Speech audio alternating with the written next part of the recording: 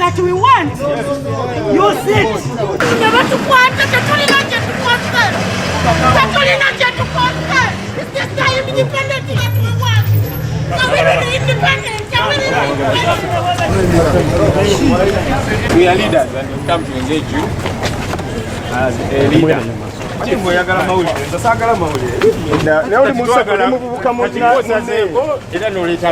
follow me. Officer, I want to engage you. We are leaders. We are not here to fight. We are leaders. We want to understand why you don't do our I'm talking to your boss. I'm talking to you. We are not talking to you. We are human beings. No, wanted to establish it because you guys have cordoned us off. We had a press conference. Wanted to understand what exactly the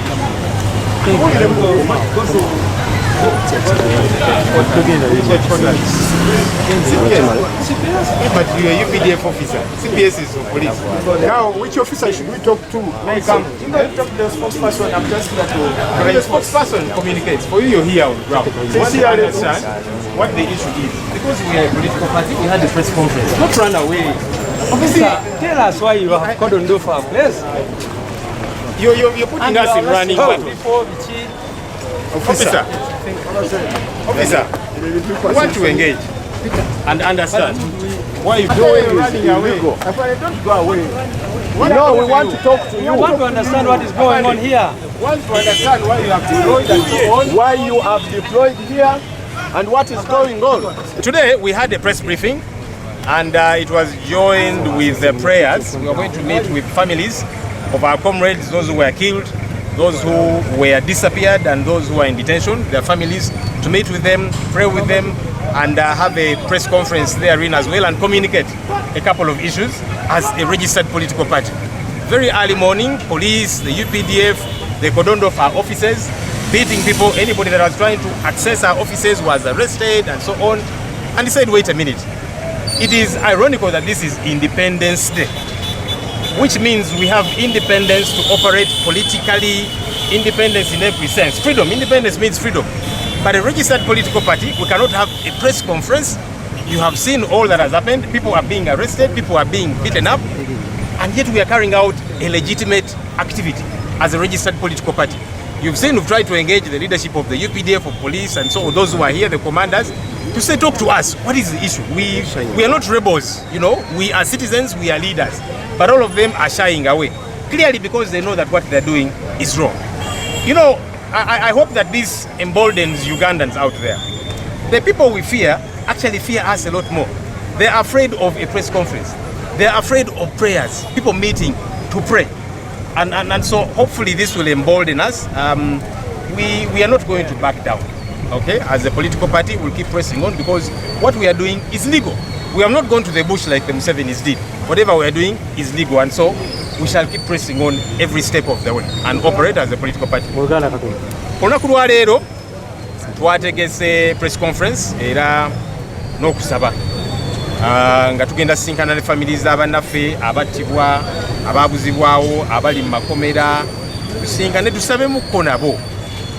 Naye twakedde ku makya poliisi n'amagye nga gazinzeeko ekitebe kyaffe, tebakkiriza muntu kuyingira nga buli ajjawaawo babakwata, babakuba n'ebirala byonna. Kyennyamiza nti leero olunaku lw'ameefuga independence kitegeeza eddembe. Naye kakati ffe ekibiina ekiwandiike tetulina ddembe kibategeezaako agamba eddembe okutuukiriza obuvunaanyizibwa bwaffe ng'ekibiina okukola emirimu gyaffe tugezezaako okwengeijinga bakomanders abali wano apoliisi n'amagye n'era mulalabe nga batwebalama kubanga bamanyi kye bakola kikyamu tekikirizibwa mu mateeka kyovudula abatena okukyogerako buli omu agamba temwogera nange mugende eri era ndoza butugende eri nabo bajja tugamba nti mugende awalala kansuubire ndi kino kijja kuzzaamu bannayuganda amaanyi nti munnange ate betutya be basinga n'okututya kwaka kati abantu bano batya press conference batya okusaba obusabi tetugambye nti tugenze Namboole oba tugenze ku City Square ku kitebe kyaffe neera balaga nti bakitya ffe ng'ekibiina munaye tetugenda kupondoka kubanga tuli kibiina ekiwandiike tetugenda kubanga ba Museveni bo bakwata mundu genda mu nsiko kola buyeekera ffe buli kyetukola kiri mu mateeka so tetugenda pondoka era tujja kuba tubabuulira engeri gye tugenda okuzzaako activities ez'enjawulo ng'ekibiina ekiwandiike kyekiddako bwe tuva wano tugendako Emagere ewo ekitiibwa pulezidenti waffe agenda kwogera gye tuli ku nsonga ez'enjawulo kubanga balowooza nti wanooka wetusobola okwogerera be twagala okwogera naye ekikulu tuyisawo message then tubabuulire biki bye tugenda okuzzaako so tugendagenda Emagere tusinkane omukulembeze era naye ayogere gye tuli. When we leave this place we are headed to Magere to meet our leader and to also communicate to the media a couple of things. There is upcoming activities that we want to communicate to the nation. If these people think we can only communicate from our party headquarters, we have several options and we shall explore them. Let me request the Secretary General to also say something. We say that this is a criminal regime that takes over this country. You can see what we mean, because today we had invited the families of victims, old women, old fathers, who have been blocked, some of them arrested, and that kind of thing. So we condemn that in the strongest terms possible, but the people of Uganda should not give in or give up. Our struggle will end in victory. And I think this is clear to show you that these people fear the people so much. So for us, what we can call upon the people through our mobilization and teams and everything, let us understand our power as a people. These people fear any gathering.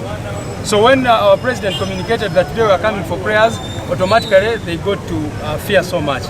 But also it is clear that those who are celebrating independence don't know what they are talking about, because you cannot be in a country that says it got independence 61 years ago and see what is going on in this our country.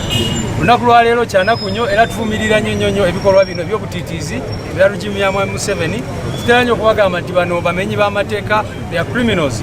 Mulabye abantu baffe kye babakoze mudawulira mwakamulabaawo bamukubye baate bayisa mu drone nga batwala abantu baffe tetumanyibwa gye bali. Pastor Mwanguzi bamututte n'abalala bonna.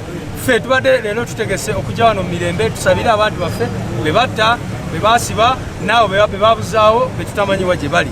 So kyanaku nnyo okulaba nga beeyisiza bwe bati ku lunaku lwa independence, era ndowooza batukakasiza leero nti Uganda tefunangako independence. Tulina okulwana nga bannayuganda tumeke sure tufuna independence ey'amazima.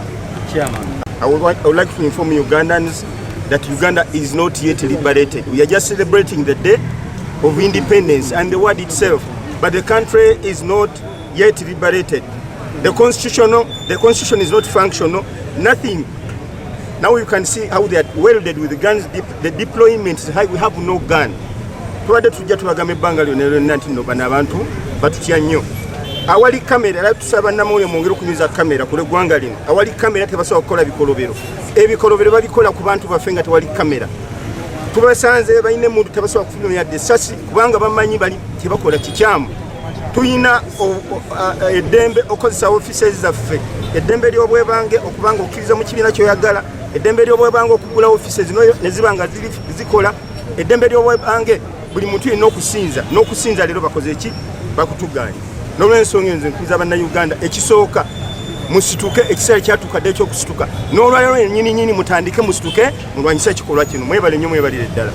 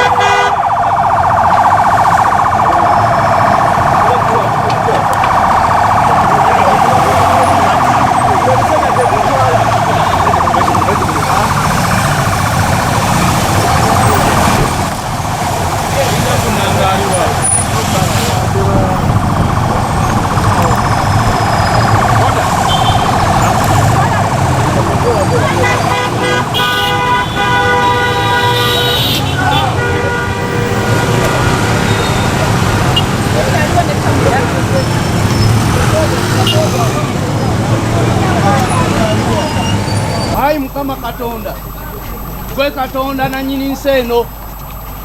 Tunuulira abantu bafuuse abatujju batulemesa n'okusaba. Taata Katonda omuyinza ebintu byonna golokoka otulwanirire ng'eggwanga lino erya Uganda tufune emirembe. Gwe Katonda zaatuyamba emirembe gyonna. Eggwanga nga liwambiddwa Mukama golokoka ojja otulwanirire ng'eggwanga lino erya Uganda tusobole okufuna emirembe nga bannayuganda, tusobole okusaba, tusobole Mukama okuba n'eddembe, kubanga ensi eno yiyo Mukama. Gwe Katonda alonda abakulembeze. Bwe tubanga ayi Katonda omukulembeze gwe watuwa nga takyatukkiriza na kusaba, Mukama mukyuse otuwe omukulembeze anatusobozesa okusaba, anatukkiriza tube n'emirembe mu nsi yaffe. Mukama tukwebaza kubanga owulidde okusaba kwaffe era omaze okukikola mu linnya lya Yesu. Amin. Amiina.